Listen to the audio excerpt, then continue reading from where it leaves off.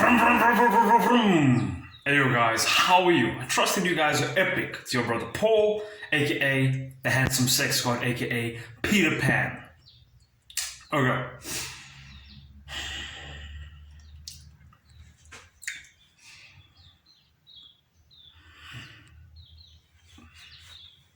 I remember I was with my family, right? We were sitting around a dinner table inside of some restaurant, some fancy restaurant here in Wellington, right? Sitting around the table, it's kind of darkish, the lighting, and it was light outside. I remember sitting back there, feeling the chair at the table, looking at my family, my brother, my mother, my dad. I was like, I don't want to be prim and proper. I don't like it. I don't like it, I said. And I remember I remember them looking at me, and I had my black shirt on, had like a trench coat on. I don't know if I had a scarf as well. I don't think I wore a scarf that day, but it doesn't fucking matter. Anyway, so I remember looking there at them, and we had a non-friendly conversation, let's just say, for euphemism's sake, okay? And next to us, in between the non-friendly conversation, there were these little breaks where we would be quiet and silent. And next to us, there were these young people, right? I could hear them laughing and talking, and I felt, when I heard them laughing and talking, it was like this long table full of these young students, like about my age.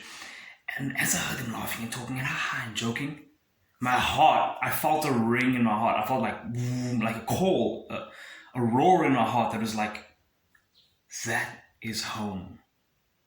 That is where I belong. That is Neverland. That is Foreverland. That is where I'm supposed to be. And I felt that as I sat there with my family around me. And I was like, no. I spoke to them and I said, no, I can't have this anymore. I can't pretend to just every grammar, everything, single word has to be perfect when I'm with you guys. I can't believe this. Like, I have to sit this way, I have to do this thing, I have to do that. I just want to dude, that's way awesome. Fuck this shit. You guys aren't even comfortable, right? You're not even comfortable. Okay. Obviously things right now with my family are way fucking better. Thank God. My dad's awesome, my mother's awesome, my grandmother's awesome, my brother's awesome. We're freer now, okay? At the time, this is just the author's notes in this part of the story. At the time, I didn't realize that everybody's just a reflection of me and what I'm feeling within. So that was just a reflection of a different facet of me back then. And now the reflection is way more pleasant. It's just more free and open. We can joke and have fun. So anyway, back to the story. So I heard them laughing and talking that side. I was like, I felt my heart calling me that way. And for some reason, I looked under the table, right? I don't know if I dropped a fork or whatever, probably not a fork, but I looked under the table for whatever reason, and I saw this golden loop, right? I picked it up. It was an earring, some lady's hoop earring, right? And I took it and I put it on. I put it into my ear. I had just watched this video by RSD Tyler where he spoke about fun, right? And that fun comes from within. It's something that you generate. It's not something that you wait for. You wait for fun to happen. Where the fuck is the fun going to come from, right? You can, but it's better if you create it. If you create it, right? So I put this in my ear, this loop earring. And before I put it into my ear, I picked it up and I just turned towards the table of the young people. And I was like, yo, does this earring belong to anyone? I just found this on the ground. Does it belong to anyone? And when I spoke with, I felt so comfortable speaking with them. I felt like everything that I was saying was gold, right? It's hilarious. It's awesome. And they were like responding to me like, yeah, wow, they're like the girls were amazed and the dudes responding positively, and they were laughing and talking, and we were like, no, it's not ours. And then I spoke to them and I said some shit, and we were talking back and forth, and then I went back and I put this into my ear, and I'm like, yeah, I'm just gonna wear it. And they were like, wow, who the fuck is this guy? Wow, this dude really gives zero fucks. It's so fucking cool. And I put it into my ear, and then I was there with the people, family, and I was like, okay, you know what, fuck this shit. And I saw two of the young people, or a couple of them, walking towards the door, towards the exit, and I stood up from the table and I walked towards the exit. Now when I got there, they were there, and I was like, yo, can I rap for you guys? And they were like, yeah, dude, that would be awesome, that would be so cool. And then some of the other young people came out, and they were there, and I just started rapping for them, and they started recording, like, oh wow, dude, this is fucking amazing. They appreciated it, they valued it. I felt really awesome inside me. I felt like, wow, these people fucking love me. I'm the king over here. Like, where I feel is home, I'm the king of my home. Like the young people place, like where there's young people, where it's cool to be energetic, where it's cool to be positive, where it's cool to have fun, where it's cool to make jokes, where it's cool to just fuck around and have fun and do weird shit and just experiment and shit, right? It's cool. I'm the king of that place, okay? Where the cool people are, right? And I was like, yes, this is my paradise, this is my kingdom. And I felt so at home. And they were congratulating me, whatever the fuck. And there were some girls there, and I made jokes. I remember I had listened to Jason Capital's, one of his courses things. And like the right stuff was just coming out, and all the right words, all the right stuff. And there was a girl who came there, and I was like, I did some callback humor, and like the girl was there, and I was like, I don't know, oh, are you on a trip? Are you high? Are you super high? And then all the dudes and the other girls that knew the background of the joke, they burst out laughing. And the girl was there, she was blushing, and she was like super turned on by me and the high status laughter and whatnot, the fact that I'm influencing the group, blah blah. And then we went down to this place where it started raining and drizzling, and the girl's like, oh, I'm getting all wet. No, I'm getting wet. And I was like, oh, sorry, my bad. That's my bad. Sorry, I'm the cause of that. My bad. And then everybody around me just burst out laughing because I'm making her wet. I'm making a pussy drip. That's the joke. And then she's like, oh, and she got super turned on. This other girl came up to me and she's like, hey, are you gonna come with us, please? We're going to Paarl. There's another park here called Paarl. And she's like, yo, you should come with us. We should really come with us. And I was like, yo, I'm with my family. That would be badass. That would be fucking badass. But I was with my family. But anyway, right? This chick was super turned on by me. She's making this fucking laser eye contact. And it was a great experience, right? Great fucking experience, right? The girl was touching me all the time, trying to earn my attention. I'm moving away from her and all that shit. So,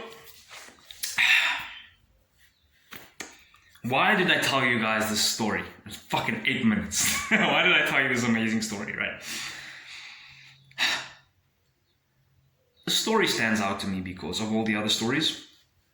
Because that morning before I went, I distinctly remember I sat down on the sofa, closed my eyes. Before everything, right? Closed my eyes. Sat there, quiet, silenced my thoughts, no thoughts in the mind. For an hour. I meditated for an hour, and then that series of events happened, right?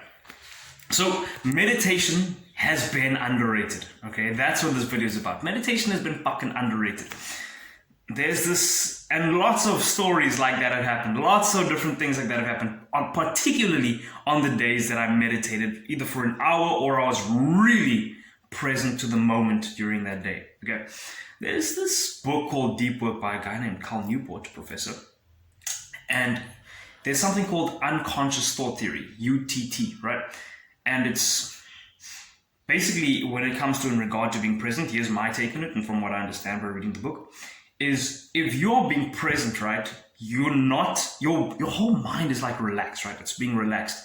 And your subconscious gears, we know from the book Psycho-Cybernetics by Dr. Maxwell Maltz. When you are relaxed, the gears of your subconscious become more lubricated, and it's able to bring things out from the depths of your subconscious and bring it to the forefront when necessary, right? so you can become a fucking spitter of gold speaker when you're more relaxed. Snap, man. Click. What is this? Finger snap. It's authoritative. Bitch, on your knees. Love JC, dude. So,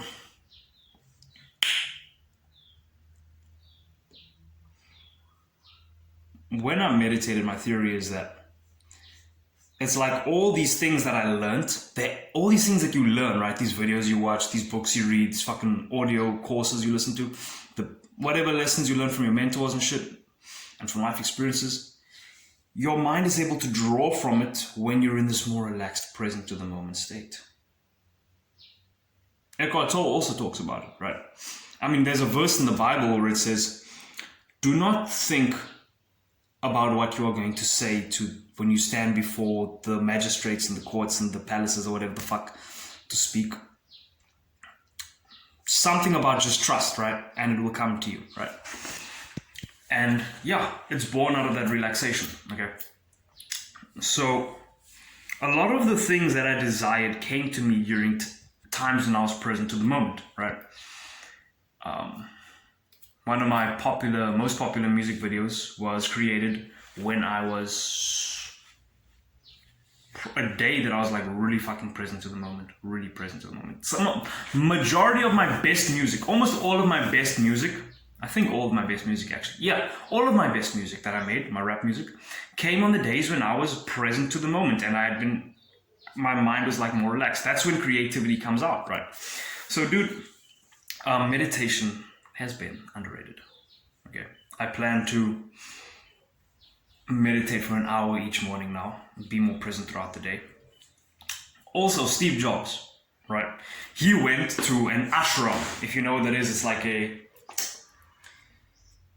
it's a thing. It's like a place in India, like a temple where the monks meditate. That's my understanding, right? He went to an ashram. When he came back to America, that was around the time after he came back to America, he became the billionaire, super successful dude. And another dude, I'd heard from Vishen Lakhiani.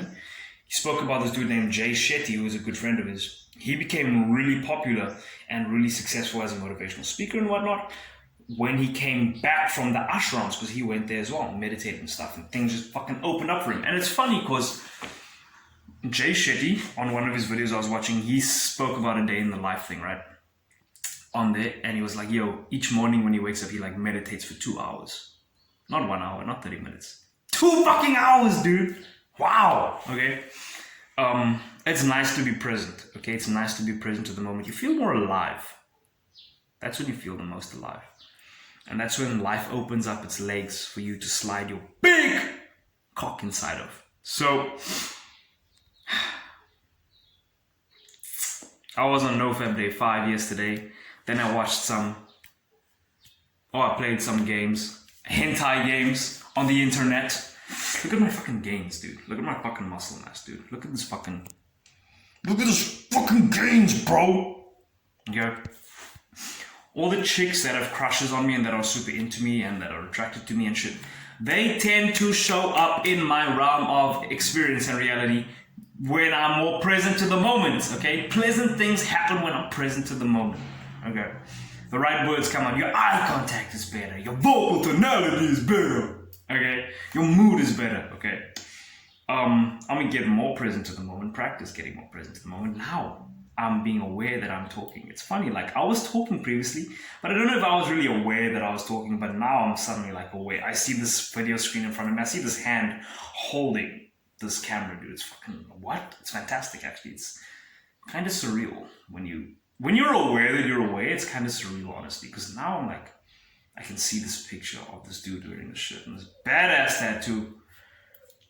And this awesome jawline and beard coming up. Anyways, I've been rambling on with my beautiful narcissism. I love it. I love you guys too.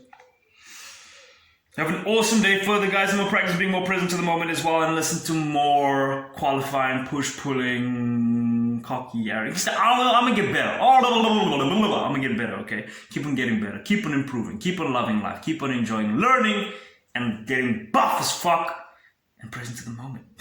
What the fuck am I doing right now? Anyway, I'm gonna go. Peace out, guys. Vroom, vroom, vroom. your brother Paul, aka the handsome sex god, aka Peter Pan.